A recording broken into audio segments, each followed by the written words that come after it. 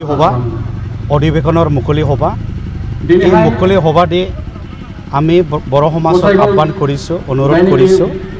যে আমাৰ বডোফা উপেন্দ্ৰনাথ ব্ৰহ্ম এটা সপোন আছিলে যে বড়ো জাতিক পৃথিৱীৰ এটা পূৰ্ণাংগ জাতি হিচাপে প্ৰতিষ্ঠা কৰা যদি সঁচাকৈ বড়ো জাতি এটা পূৰ্ণাংগ জাতি হিচাপে প্ৰতিষ্ঠা কৰিব লাগে তো তেতিয়া আমাৰ মাজত এটা আন্দোলন আহিব লাগিব সংগ্ৰাম আহিব লাগিব ৰিভলিউশ্যন আহিব লাগিব এই আন্দোলনটো সেই সংগ্ৰামটো চৰকাৰৰ বিৰোধী কৰা আন্দোলন নহয় আমাৰ মাজত শিক্ষাৰ ক্ষেত্ৰত জাগৰণ সামাজিক ক্ষেত্ৰত জাগৰণ অৰ্থনৈতিক ক্ষেত্ৰত জাগৰণ খেলা ধূলাৰ ক্ষেত্ৰত জাগৰণ সাংস্কৃতিক উন্নতি কৰাৰ ক্ষেত্ৰত জাগৰণ এই আন্দোলনটো এই সংগ্ৰামটো আহিব লাগিব আৰু এই সংগ্ৰামটো সফল হ'ব লাগিলে ইয়াত ছাত্ৰ ছাত্ৰী যিবিলাকে স্কুল কলেজত পঢ়ি আছে তেওঁলোকে বৰ্তমান যুগৰ লক্ষ্য ৰাখি তেওঁলোকে পঢ়িব লাগিব অধ্যয়ন কৰিব লাগিব ইঞ্জিনিয়াৰ ডক্টৰ হ'ব লাগিব বড়ো জাতিক IAS IPS অফিচাৰ লাগিব সাইণ্টিষ্ট লাগিব এই কথাটো আমি মুকলি সভাৰ যোগেদি অনুৰোধ কৰিছোঁ আমাৰ মাজত অৰ্থনৈতিক উন্নতি হ'ব লাগিব খালি চাকৰি যে পাব সেইটো নহয় আমি খেতিয়ক হিচাপেও জীয়াই থাকিব পাৰে ট্ৰেইনিং লৈ পেলাই যিকোনো কৃষি ক্ষেত্ৰত আমি কাম কৰিব পাৰোঁ উপাৰ্জন কৰিব পাৰোঁ তাৰ পিছৰে আমি ল'ৰা ছোৱালীক আমি কলেজত আমি পঠাব পাৰিব এই কথাটো আমি কৈছোঁ সামাজিকভাৱে আমাৰ অঞ্চল এতিয়া নতুন বছৰ মাঘ বিহু এতিয়া খালি পিকনিক স্পটত যাই কিনে আমাৰ ল'ৰা ছোৱালী কি কৰি আছে বাইক এক্সিডেণ্ট হৈছে মৰ খাইছে খানা খাইছে স্কুলত যোৱা নাই কলেজত যোৱা নাই বাপেকৰ মাকৰ কালি বিচাৰি আছে যে বাইক লাগে পিকনিক খাবলৈ পইচা লাগে কোনো সামাজিক ক্ষেত্ৰত এটা বেলেঞ্চ নাই আমাৰ মাজত তো সেই কথাটো কৈছে যে ল'ৰা ছোৱালী যদি বাইক চলাই এক্সিডেণ্ট হয় মৰ খাই পিকনিক খাই যদি কলেজত নাযায় স্কুলত নাযায় তেনেহ'লে ইঞ্জিনিয়াৰটো ক'ৰ পৰা আহিব ডক্টৰ ক'ৰ পৰা আহিব এই ল'ৰা ছোৱালীৰ পৰাটো আহিব লাগিব তো সেইকাৰণে আমি কৈছোঁ যে সামাজিক ক্ষেত্ৰত আমাৰ যে ড্ৰাগছ এডিক্ট বা আমাৰ যিটো পিকনিক খোৱা সেইটো বন্ধ হ'ব লাগিব আৰু আমাৰ মাজত কি আছে আমাৰ যে ছোৱালী তেওঁলোকে আৰ্লি মেৰিয়েজ হৈ আছে যিসকলে ক্লাছ 9ত পঢ়ি আছে যিসকলে ক্লাছ 10ত পঢ়ি আছে যিসকলে কলেজত সোমাইছে মাত্ৰ তেওঁলোকে মেৰিয়েজ হৈছে বিয়া হৈছে যদি ক্লাছ 9ত পঢ়া ছাত্ৰ ছাত্ৰী যদি বিয়া হয় MA পঢ়িব কেতিয়া MA পঢ়িব কলেজত যাব কেতিয়া তো এইকাৰণে স্কুল ড্ৰপ আউট হৈছে স্কুল ড্ৰপ আউট যদি হৈছে আমাৰ সমাজত শিক্ষিত ছাত্ৰ ক'ৰ পৰা ওলাব তো এই কাৰণে আমি কৈছোঁ যে এইবিলাক বাদ দি পেলাই আমাৰ বড়ো জাতিৰ মাজত এটা ৰেভলিউশ্যন আহিব লাগিব এটা সংগ্ৰাম হ'ব লাগিব সমাজ গঠন কৰা জাতি গঠন কৰাৰ ক্ষেত্ৰত সংগ্ৰাম এটা আহিব লাগিব বুলি আমি ৰাজ্যক অনুৰোধ কৰিছোঁ এতিয়া আমাৰ আজি মুকলি হোৱাৰ উদ্দেশ্য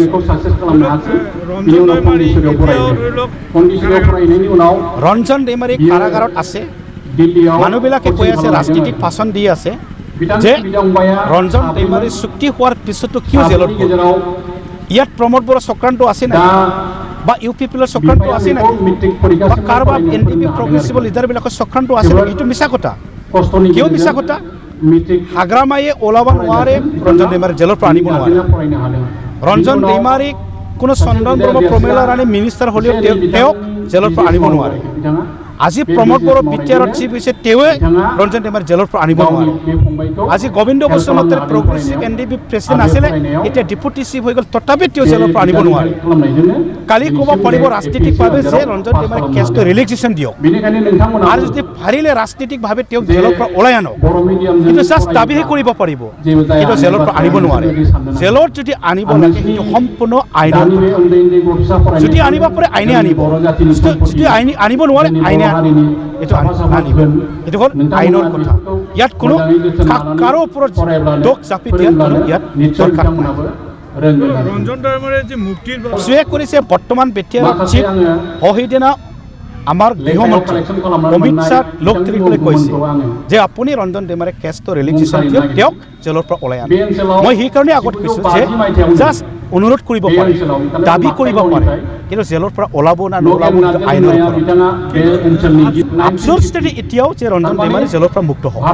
এইটো আমাৰ স্থিতি কিন্তু আমি কোৱাৰ পিছতো যদি মুক্তি নহয় আমি কি কৰিম এইটোতো আইনৰ কথা আইনে যি কৰিব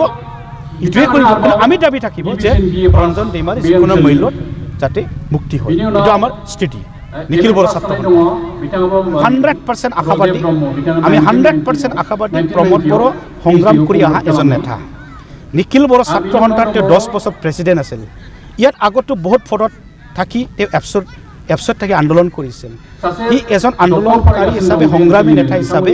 আমি 100% আশাবাদী তেওঁ ভালদৰে পিটিআৰ চলাব। কিয়নো তেওঁ ভাষণত কৈ আছে, কেতিয়াবা কৰ্মশালাত কৈছে, আমাৰ ওপৰত কেতিয়াবা কৈছে, ভাই ভাই হিচাপে কৈছে যে মই লিডাৰ হ'বলৈ অহা নাই, মই ৰাজ্যক সেৱা কৰিবলৈ আহিছোঁ, মই কাম কৰি যাম। সেইকাৰণে আশাবাদী। আৰু আশাবাদী হ'লে নহ'ব, ৰাইজক মই অনুৰোধ কৰিব বিচাৰোঁ যে বিটিআৰত সকলো বাসিন্দা, অসমীয়া হওক, বেংগলী হওক, মুছলিম হওক, যিমান আমাৰ বাসিন্দা আছে, ভাল লিডাৰৰ ওপৰত শাসন দায়িত্বভাৰ দিয়াটো উচিত। এইটো দিয়াটো ভাল হ'ব। কিয়নো আমি ভাল নেতা এতিয়া পাইছে, আমি আশাবাদী প্ৰমোদ বড়ো বিটিআৰ নেতৃত্ব দিবলৈ সুযোগটো দিওঁ, এইটো আমাৰ অনুৰোধ। 17 বছৰৰ পিছত আমি প্ৰমোদ বড়োৰ পৰা এতিয়া আমি দাবী কৰিম যে আপুনি প্ৰতিশ্ৰুতি দিয়া মৰমে, আমি আশা কৰা মৰমে তেওঁ যাতে ভালদৰে বিটিআৰখন শাসন কৰে। ইয়াত সকলো জাতি জনগোষ্ঠী যাতে একচেপ্ট কৰিব পাৰে, তেওঁ নেতৃত্বটো একচেপ্ট কৰিব পাৰে। কাৰণ যোৱা 17টা বছৰত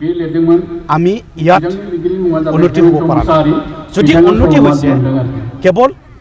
লিডাৰবিলাকে উন্নতি হৈছে, যদি উন্নতি হৈছে ইয়াত ঠিকাদাৰবিলাকে উন্নতি হৈছে, কিন্তু ৰাইজে উন্নতি হোৱা নাই। আপোনালোকে যদি বিশ্বাস নকৰে প্ৰমাণটো চাওক। আজিও PTC হোৱাৰ পিছতো, ইমান সংগ্ৰাম কৰাৰ পিছতো বড়ো মানুহ খৰি বিক্ৰী কৰি খাই আছে, বড়ো মানুহ শাক পাচলি বিক্ৰী কৰি খাই আছে। ইয়াৰ পৰা আমি প্ৰমাণ পাওঁ যে ইমান সংগ্ৰাম কৰাৰ পিছত PTC পাইছে, তথাপি বড়ো মানুহে উন্নতি হোৱা নাই। যদি বড়ো মানুহ উন্নতি হোৱা নাই, তেনেহ'লে বেলেগ মানুহটো উন্নতি নহ'ব। সেইকাৰণে আমি আশাবাদী এইবাৰ চৰকাৰ সলনি হৈ যাব। আৰু PTCতকৈ বিটিআৰত বহুত ডিপাৰ্টমেণ্ট বাঢ়ি গ'ল, বহুত আঁচনি দিবলৈ প্ৰতিশ্ৰুতি দিছে। সেই হিচাপে বেছি উন্নতি হোৱাটো আমি আশাবাদী। BTCত BPFত দুৰ্নীতিৰ ক্ষেত্ৰত প্ৰমোদ বড়োক কৈ আছে যে আমি তদন্ত কৰিম। ইমান যে সম্পত্তি বনাইছে, এই সম্পত্তি ক'ৰ পৰা আহিছে সেইটো তদন্ত কৰিম। যেনে বিহাৰত লালু প্ৰসাদ যাদৱ শাসন শেষ হোৱাৰ পিছত নীতিশ কুমাৰ মুখ্যমন্ত্ৰী হৈছিল,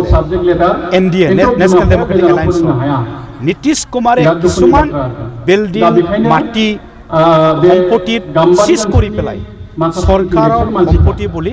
চৰকাৰত লৈ লৈছে, চিজ কৰি পেলাই, তদন্ত কৰি পেলাই। ঠিক তেনেদৰে আমিও কৰিম,